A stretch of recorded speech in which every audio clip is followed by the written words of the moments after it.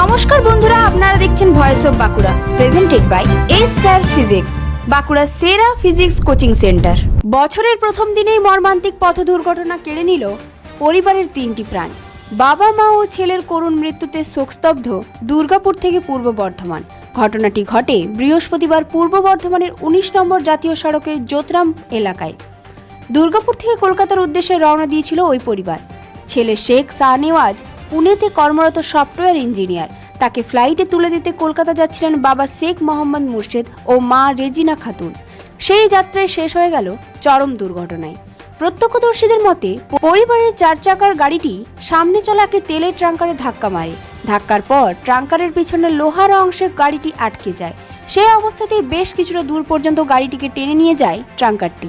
চিৎকার করেও ট্রাঙ্কারটিকে থামানো যায় না।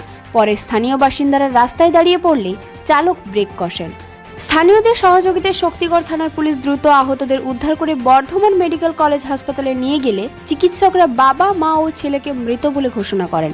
দুর্ঘটনায় গুরুতর জখম গাড়ির চালক সাহেব মুন্সি, বর্তমানে চিকিৎসাধীন। মৃত মুর্শেদ দুর্গাপুর স্টিল প্ল্যান্টের ইলেকট্রিক্যাল বিভাগে কর্মরত ছিলেন।